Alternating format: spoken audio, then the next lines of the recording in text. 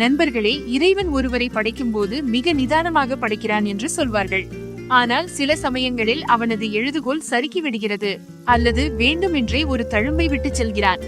உலகம் அந்த தழும்பை பார்க்கிறதா அல்லது அந்த மனிதனின் ஆன்மாவை பார்க்கிறதா என்பதை சோதிப்பதற்காக. இந்த கதை அப்படியொரு சிறிய நகரத்தில் நடக்கிறது. அங்குள்ள தெருக்கள் குறுகலானவை, ஆனால் அங்கு வசிப்பவர்களின் மனங்கள் அதைவிட குறுகலானவை. அந்த நகரத்தின் பழைய பகுதியில் ஒரு பழைய வீட்டிற்குள் காவ்யா வசித்து வந்தாள். காவ்யா பெயருக்கேற்றாற் போல அவளது குணமும் கவிதை போல மென்மையானவள், ஆழமானவள் மற்றும் அமைதியானவள். அவளுக்கு வயது 24 இருக்கும். மாநிறம்தான், ஆனால் அவளது கண்கள் காண்போரை மயக்கும். அவளது கைகளில் அத்தனை திறமை, கேன்வாஸில் உயிரற்ற வண்ணங்களிலும் உயிர் கொடுத்து விடுவாள். ஆனால் துரதிர்ஷ்டவசமாக நம் சமூகம் அவளது கண்களின் ஆழத்தையோ அல்லது கைகளின் திறமையையோ பார்க்கவில்லை. அவர்கள் பார்த்ததெல்லாம் அவளது வலது கன்னத்தில் பரவியிருந்த அந்த ஆழமான கருமையான பெரிய பிறவி தழும்பு, பர்த்மார்க் மட்டுமே. அது அவளது நெற்றியிலிருந்து தொடங்கி கன்னத்தின் கீழ் பகுதி வரை நீண்டிருந்தது. சிறுவயதில் அவளது பாட்டி இது முன்ஜென்ம சாபம் என்பார். பக்கத்து வீட்டு பெண்கள், பாவம் நிலவு போன்ற முகம், ஆனால் அதில் விதிகரி பூசிவிட்டது என்று கேலி செய்வார்கள். காவ்யாவின் காலை பொழுது மற்ற பெண்களைப் போல இருக்காது. அவள் எழுந்ததும் முதலில் கண்ணாடியை பார்க்க மாட்டாள், மாறாக கண்ணாடியை பார்ப்பதை தவிர்ப்பாள். அவளுக்கு தன் முகத்தை பார்த்தாலே பயம். சிறுவயது நினைவுகள் அவளுக்கு ஒரு கெட்ட கனவு போல இருந்தன. பள்ளியில் நடந்த ஆண்டு விழா அவளுக்கு இன்னும் நினைவிருக்கிறது. ஆசிரியர் அவளை இளவரசி வேடத்தில் நடிக்க மறுத்துவிட்டார். காவ்யா, நீ பின்னால் மரமாக நில், உன் முகம் மேடைக்கு நன்றாக இருக்காது என்று கூறினார். அன்று அந்த சிறுமி காவ்யா வீட்டிற்கு வந்து எவ்வளவு அழுதாள் என்பது அவளது தலையணைக்கு மட்டுமே தெரியும். காலம் கடந்தது, காவ்யா வளர்ந்தாள். ஆனால் அந்த சிறுவயது பயம் இப்போது ஒரு ஆறாத ரணமாக மாறியிருந்தது. இப்போது அவள் வீட்டின் 4 சுவர்களுக்குள்ளேயே முடங்கி போய் இருந்தாள். அன்று வீட்டில் காலை முதலே ஒருவித பதற்றம் நிலவியது. ஓய்வு பெற்ற குமாஸ்தாவான காவ்யாவின் அப்பா அடிக்கடி கடிகாரத்தை பார்த்து கொண்டிருந்தார். அம்மா சமையலறையில் சமோசாக்களையும் இனிப்புகளையும் அடுக்கிக் கொண்டிருந்தார். இன்று 17வது முறையாக 17 TH டைம் காவ்யாவை பெண் பார்க்க வருகிறார்கள். ஒவ்வொரு முறையும் அதே கதைதான். நம்பிக்கை, அலங்காரம், காட்சிப்படுத்தல், இறுதியில் நிராகரிப்பு. மதியம் 3 மணி இருக்கும். அம்மா காவ்யாவின் அறைக்கு வந்தார். அவர் கையில் அடர்த்தியான ஃபவுண்டேஷன் கிரீமும் நிறைய கிழிப்புகளும் இருந்தன. அம்மா காவ்யாவை கண்ணாடியின் முன் உட்கார வைத்தார். இங்க பாருமா. அம்மாவின் குரலில் ஒரு இயலாமை இருந்தது. இன்று வருபவர்கள் பெரிய இடத்துக்காரர்கள். பையன் அரசு வங்கியில் ஆபீசராக இருக்கிறான். இந்த வரம் மட்டும் முடிந்து விட்டால் உன் வாழ்க்கை செட்டில் ஆகிவிடும். நீ உன் முடியை இப்படி முன்னாடி போட்டுக்கொள், அந்த வலது கன்னம் மறைந்துவிடும். அப்புறம் அதிகம் சிரிக்காதே, இல்லை என்றால் முடி விலகிவிடும். காவ்யா அமைதியாக கேட்டுக்கொண்டிருந்தாள். சந்தையில் விற்பனைக்காக அலங்கரிக்கப்படும் ஒரு பொம்மையை போல அவள் உணர்ந்தாள். அவள் மனதிற்குள் நினைத்தாள், அம்மா, நான் தழும்பை மறைத்தாலும் என் விதியை மறைக்க முடியுமா? மாலை விருந்தினர்கள் வந்தனர். பையன், அவன் பெற்றோர் மற்றும் ஒரு தரகர். வரவேற்பறையில் சிரிப்பு சத்தம் கேட்டது. காவ்யாவின் அப்பா கைகூப்பி நின்றார். ஒவ்வொரு வார்த்தைக்கும் தலையாட்டி கொண்டிருந்தார். அப்போது பெண்ணை வரச் சொல்லுங்கள் என்ற குரல் கேட்டது. காவ்யா கையில் தேநீர் தட்டுடன் உள்ளே வந்தாள். அவள் கால்கள் நடுங்கின. இதய துடிப்பு அதிகமாக இருந்தது. தேநீர் கோப்பைகள் சத்தமிடுமோ என்று பயந்தாள். அவள் குனிந்து எல்லோருக்கும் தேநீர் கொடுத்தாள். பையனின் அம்மா அவளை மேலிருந்து கீழாக பார்த்தார். வீட்டு வேலைகள் எல்லாம் தெரியும் தானே என்று கராரான குரலில் கேட்டார். காவ்யா மெதுவாக தலையசைத்தாள். ஆம், சமையல், தையல் வேலை எல்லாம் தெரியும். குரல் இனிமையாக இருக்கிறது என்று பையனின் அப்பா சொன்னார். சூழ்நிலை கொஞ்சம் இலகுவானது. காவ்யாவின் அப்பாவின் முகத்தில் கொஞ்சம் நிம்மதி தெரிந்தது. இந்த முறை எப்படியாவது கரை சேர்ந்து விடலாம் என்று நினைத்தார். ஆனால் விதி வேறு ஏதோ நாடகத்தை நடத்த காத்திருந்தது. வெப்பம் அதிகமாக இருந்ததால் யாரோ மின்விசிறியின் வேகத்தை அதிகப்படுத்தினார்கள். மேல் கூரை விசிறி வேகமாக சுழல தொடங்கியது. அதன் வேகமான காற்று காவ்யாவின் முகத்தில் நேராக அடித்தது. அம்மா மணிக்கணக்கில் சிரமப்பட்டு அமைத்து வைத்திருந்த அவளது கூந்தல் காற்றில் பறந்தது. அவ்வளவுதான். அந்த ஒரு நொடியில் எல்லாம் மாறிப்போனது. அறையில் மயான அமைதி நிலவியது. பையனின் அம்மாவின் பார்வை அந்த கருப்பு தழும்பின் மீது நிலைத்தது. அதுவரை மொபைலை பார்த்து கொண்டிருந்த பையன் காவ்யாவை பார்த்ததும் ஏதோ அருவருப்பான பொருளை பார்த்தது போல முகத்தை சுழித்தான்.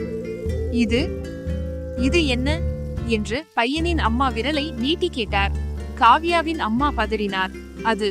அது சும்மா சின்ன தழும்புதான், அது மேக்கப் போட்டால். சின்னதா? பையனின் அம்மா கத்தினார். இதை நீங்கள் சிறியது என்கிறீர்களா? இது பாதி முகம் வெந்தது போல இருக்கிறது. எங்களிடம் ஏன் பொய் சொன்னீர்கள்? பெண் அழகாக இருக்கிறாள் என்று சொன்னீர்கள். அழகு என்றால் களங்கம் இல்லாமல் இருக்க வேண்டும். பையன் தன் அம்மாவின் கையை பிடித்து, அம்மா வா, இங்கிருந்து போகலாம். இந்த பெண்ணுடன் என் வாழ்க்கையை என்னால் கழிக்க முடியாது. என் நண்பர்கள் என்ன சொல்வார்கள்? எனக்கு இவளை ஆபீஸ் பார்ட்டிகளுக்கு அழைத்து செல்லவே வெட்கமாக இருக்கும் என்றான். காவ்யாவின் அப்பா கைகூப்பினார். அவர் கண்களில் கண்ணீர் வழிந்தது. ஐயா, என் மகள் மிகவும் குணமானவள், ஒரு முறை பேசி பாருங்கள். குணத்தை வைத்து என்ன செய்வது? பையன் வீட்டார் எழுந்துவிட்டனர். எங்களை ஏமாற்றி விட்டீர்கள். இப்படிப்பட்ட பெண்ணை ஒரு குருடனுக்குத்தான் கல்யாணம் செய்து கொடுக்க முடியும். அவர்கள் கோபமாக வெளியேறினர். அவர்கள் சென்ற பிறகு வீட்டில் நிலவிய அமைதி ஒரு மரண வீட்டை போல இருந்தது. காவ்யா சிலையை போல அங்கேயே நின்றிருந்தாள். அவள் கன்னங்களில் வழிந்த கண்ணீர் அந்த கருப்பு தழும்பை நனைத்தது. அன்று அவளுக்கு தன் இருப்பின் மீதே வெறுப்பு வந்தது. தன் பெற்றோருக்கு தான் ஒரு சுமை என்றும் ஒரு தண்டனை என்றும் அவள் நினைத்தாள். அவள் ஓடினாள். தன் அறைக்கு சென்று கதவை பூட்டிக் கொண்டாள். கண்ணாடியின் முன் நின்றாள். அருகில் இருந்த பூச்சாடியை எடுத்து முழு பலத்துடன் கண்ணாடியின் மீது வீசினாள். கண்ணாடி துண்டுகள் சிதறின. அவள் தரையில் அமர்ந்து கதறி அழுதாள். ஏன் என்னை இப்படி படைத்தாய்? நான் யாருக்கு என்ன பாவம் செய்தேன்? அடுத்த பல நாட்களுக்கு காவ்யா அறையை விட்டு வெளியே வரவில்லை. அவளுக்கு ஒரே ஆறுதல் ஓவியம் வரைவது, பெயிண்டிங். வீட்டில் மூச்சு திணறல் ஏற்படும் போதெல்லாம் அவள் தனது பழைய சைக்கிளை எடுத்துக்கொண்டு முகத்தை துப்பட்டாவால் மூடிக்கொண்டு நகருக்கு வெளியே இருந்த பழைய நூலகத்தின் லைப்ரரி பின்னால் உள்ள பாழடைந்த தோட்டத்திற்கு செல்வாள். அங்கே உடைந்த சிலைகளும் காட்டுப்பூக்களும் இருந்தன. அங்கே அவளை யாரும் பார்க்க மாட்டார்கள், யாரும் எதுவும் சொல்ல மாட்டார்கள். ஒரு மாலை நேரம் வானிலை மிகவும் மோசமாக இருந்தது. வானத்தில் கருமேகங்கள் சூழ்ந்திருந்தன. காவ்யா தனது ஈசல் வைத்து ஒரு ஓவியம் வரைந்து கொண்டிருந்தாள். அது ஒரு கூண்டுக்குள் அடைக்கப்பட்ட பெண்ணின் படம். ஆனால் கூண்டின் கதவு திறந்திருந்தது. இருந்தாலும் அந்த பெண் பறக்கவில்லை. இது காவ்யாவின் சொந்த கதையாக இருந்தது. திடீரென்று காற்றின் வேகம் அதிகரித்தது. காவ்யாவின் கவனம் சிதறியது. அவளது ஓவியம் ஸ்டாண்டிலிருந்து கழன்று காற்றில் பறந்தது. என் பெயிண்டிங். காவ்யா அதன் பின்னால் ஓடினாள். ஓவியம் பறந்து சென்று ஒரு மரத்தின் அருகே விழுந்தது. காவ்யா அதை எடுக்க போகும்போது ஒரு அந்நியரின் கை அதை எடுத்தது. காவ்யா திடுக்கிட்டு நின்றாள். அவள் அவசரமாக தன் துப்பட்டாவை மூக்கு வரை இழுத்து கொண்டாள். எதிரே ஒரு இளைஞன் நின்றிருந்தான். ஜீன்ஸ் குர்தா அணிந்து கழுத்தில் கேமரா தொங்கவிட்டு கலைந்த தலைமுடி மற்றும் கண்களில் ஒரு ஆழ்ந்த அமைதி இருந்தது. அவன் பெயர் சமீர். சமீர் அந்த ஓவியத்தை மிக உன்னிப்பாக பார்த்தான். பிறகு அவன் காவ்யாவை பார்த்தான். இந்த ஓவியம். சமீர் சில நொடிகள் அமைதியாக இருந்தான். இதில் உள்ள வண்ணங்கள் கடையில் கிடைப்பவை அல்ல. இவை அநேகமாக ஒருவரின் இதயத்தின் இரத்தத்தால் வரையப்பட்டவை. நீங்கள் வரைந்ததா? காவ்யா மெல்லிய குரலில் ஆம். கொடுங்கள், என்னிடம் கொடுங்கள் என்றாள். அவள் கையை நீட்டினாள். சமீர் ஓவியத்தை அவளிடம் கொடுத்தான். ஆனால் அவனது பார்வை துப்பட்டாவிற்கு மேலே தெரிந்த காவ்யாவின் கண்களின் மீது இருந்தது. நீங்கள் ஏன் இவ்வளவு பதற்றமாக இருக்கிறீர்கள்? சமீர் மென்மையாக கேட்டான். ஏன் இந்த முகத்தை மறைத்திருக்கிறீர்கள்? நீங்கள் என்ன துப்பறியும் நிபுணரா? அவன் சிரித்தான். காவ்யாவிற்கு அவனது சிரிப்பில் கேலி தெரியவில்லை. மாறாக ஒரு அந்யோன்யம் தெரிந்தது. இருந்தாலும் அவள் பின்வாங்கினாள். என் முகம் பார்க்கும்படியாக இருக்காது. நீங்கள் உங்கள் வழியில் செல்லுங்கள். சமீர் தன் பாக்கெட்டில் கையை விட்டு, நான் சமீர், போட்டோகிராஃபர். உலகின் பார்வையில் எவையெல்லாம் பயனற்றவையோ நான் அவற்றில் அழகை தேடுகிறேன். இடிந்த கட்டிடங்கள், காய்ந்த இலைகள், வாடிய பூக்கள். உண்மையான கதை அவற்றில்தான் இருக்கிறது என்று எனக்கு தோன்றும் என்றான். காவ்யா முதன்முறையாக ஒருவரின் பேச்சை கேட்டு நின்றாள். இன்று வரை மக்கள் அவளை அழகு அல்லது அசிங்கம் என்ற தராசிலேயே எடை போட்டனர். யாரும் கதையை பற்றி பேசியதில்லை. அன்று அதிகம் பேசவில்லை. காவ்யா அங்கிருந்து சென்று விட்டாள். ஆனால் சமீரின் அந்த வார்த்தை, உண்மையான கதை அவற்றில்தான் இருக்கிறது, அவள் மனதில் ஒலித்துக் கொண்டே இருந்தது.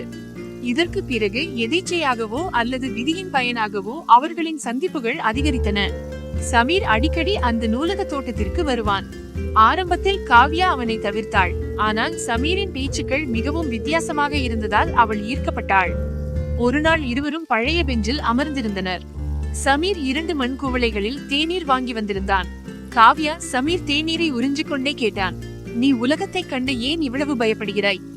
ஏனென்றால் உலகம் கருணை காட்டாது சமீர், காவ்யா சொன்னாள். அவள் முகம் அப்போது மூடியிருந்தது.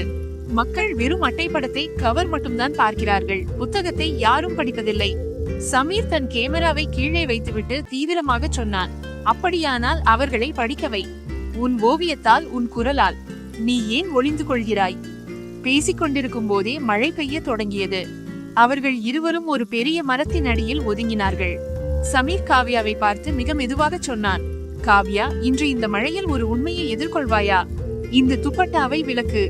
இவ்வளவு இனிமையான பெண்ணை உலகத்திடமிருந்து பிரித்து வைக்கும் அந்த விஷயம் என்னவென்று நான் பார்க்க விரும்புகிறேன். காவ்யாவின் இதயம் வேகமாக துடித்தது. சமீர், நீ என்னை பார்த்தால் வெறுப்பாய். நீ போய்விடுவாய். நான் எங்கும் போக மாட்டேன். சமீரின் குரலில் ஒரு உறுதி இருந்தது. என்னை நம்பு. காவ்யாவின் கைகள் நடுங்கின. அவள் மெதுவாக ஒவ்வொரு அங்குலமாக துப்பட்டாவை விலக்கினாள். அவள் கண்கள் இறுக்கமாக மூடப்பட்டிருந்தன, ஏதோ ஒரு வழியை எதிர்பார்த்து காத்திருப்பது போல. துப்பட்டா விலகியது. அந்த கருப்பு தழும்பு, அந்த பாதி முகம் இப்போது சமீரின் முன்னால் இருந்தது. மழை துளிகள் அந்த தழும்பின் மீது விழுந்தன. காவ்யா பயந்து கொண்டே கண்களை திறந்தாள். சமீரின் கண்களில் அதிர்ச்சியோ பரிதாபமோ அருவருப்போ இல்லை என்பதை அவள் கண்டாள். அங்கே ஒரு ஆழமான அமைதி மட்டுமே இருந்தது.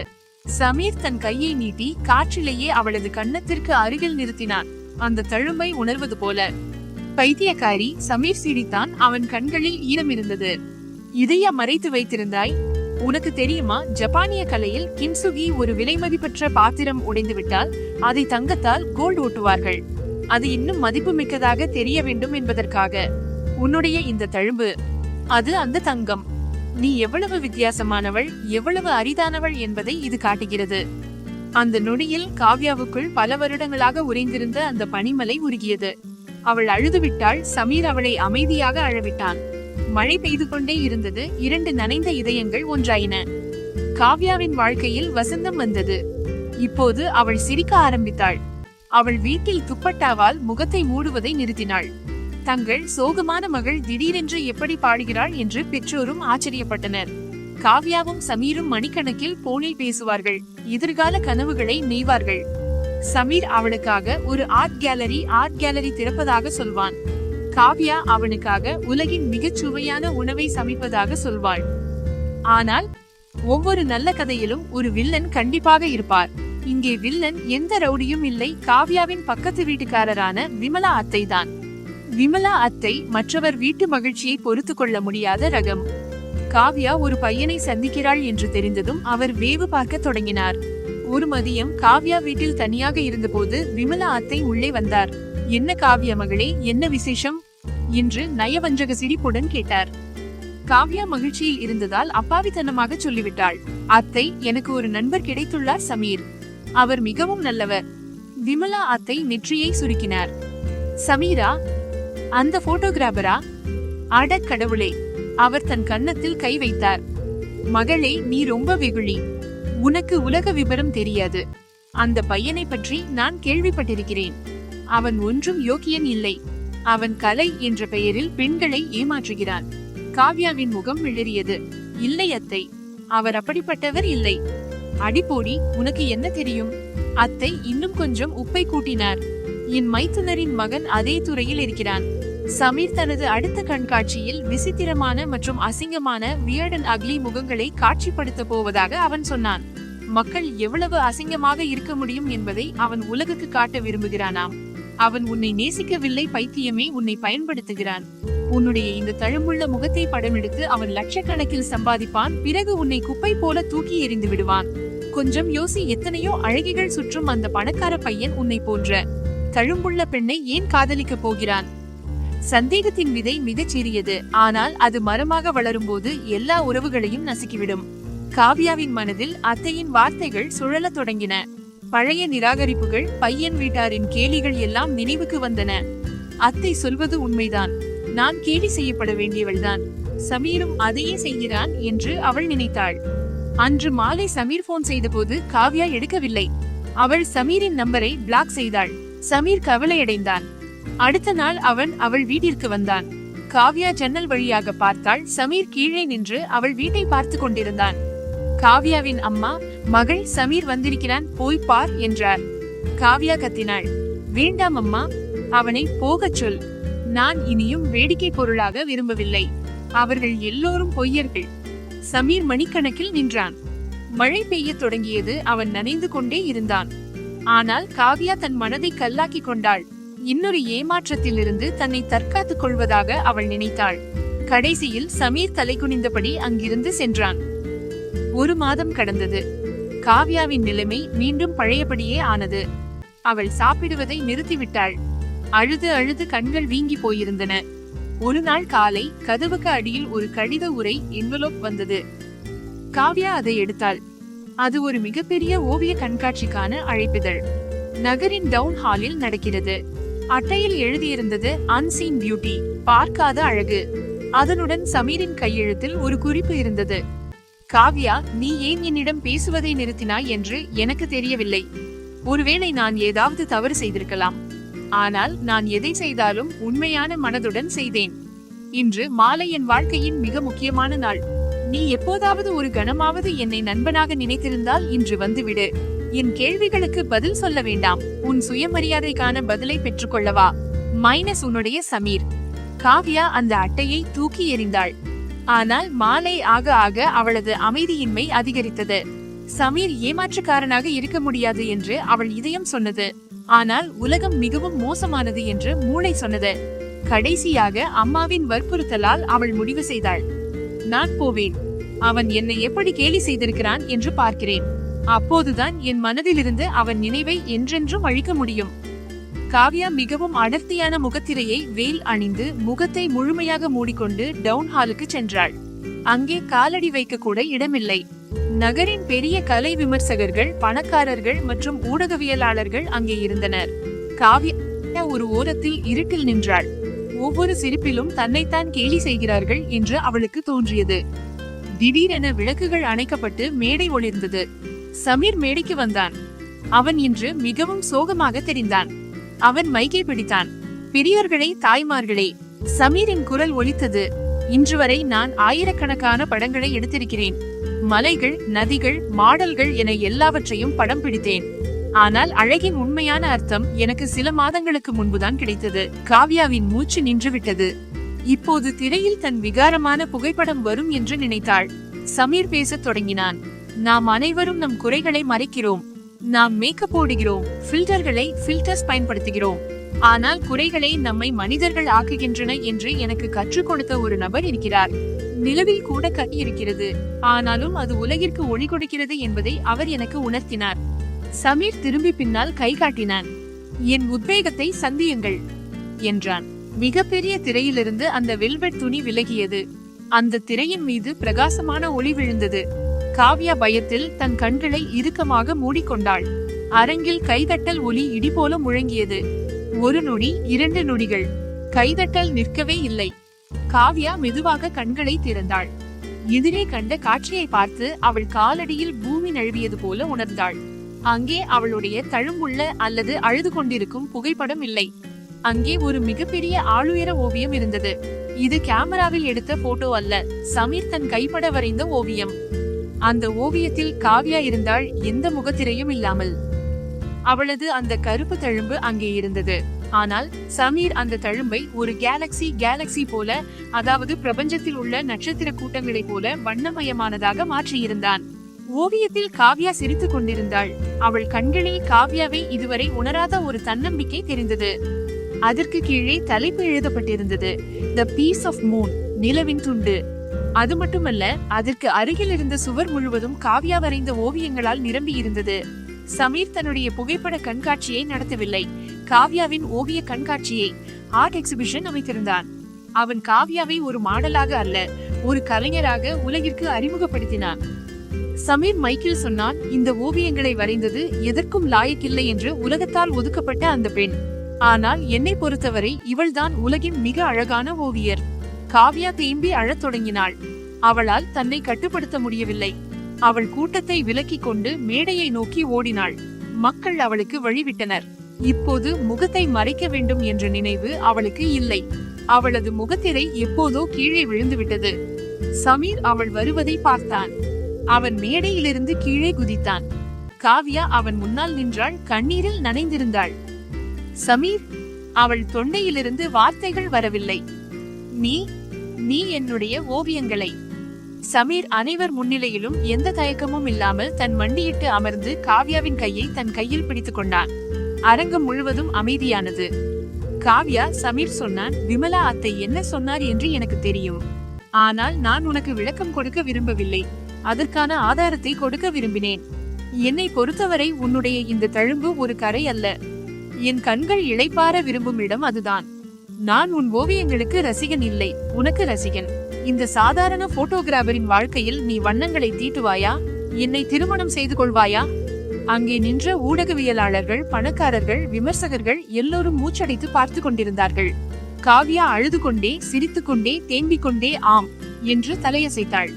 அவள் ஆம் என்று சொன்ன அடுத்த நொடி அரங்கம் கைதட்டல்களாலும் விசில்களாலும் அதிர்ந்தது.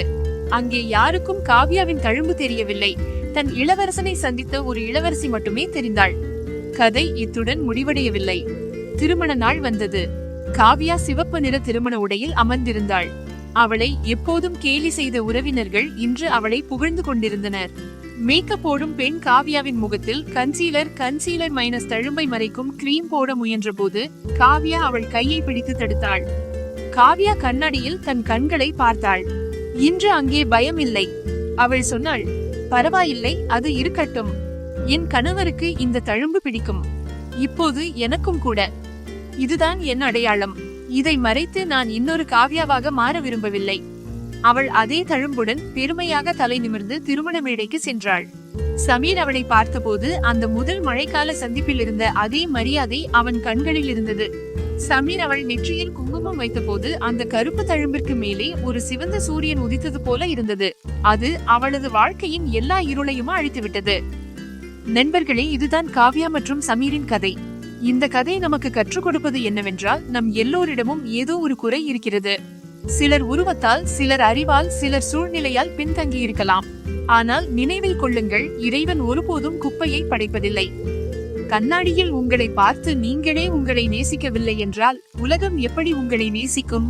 காத்திருங்கள், உங்கள் திறமைகளை மெருகேற்றுங்கள். உங்கள் வாழ்க்கையிலும் ஒரு சமீர் வருவான். அவன் உங்கள் தழும்பை பார்க்க மாட்டான், உங்கள் இதயத்தை பார்ப்பான். ஏனென்றால் உண்மையான அழகு முகத்தில் இல்லை, பார்ப்பவரின் கண்களிலும் அதை தாங்கியிருப்பவரின் நம்பிக்கையிலும் இருக்கிறது. உங்கள் மீது நம்பிக்கை வையுங்கள். நீங்கள் அற்புதமானவர். கதை பிடித்திருந்தால் லைக் பண்ணுங்க. இது போன்ற கதைகளை தொடர்ந்து பார்க்க நம்ம சேனலை சப்ஸ்கிரைப் பண்ணுங்க.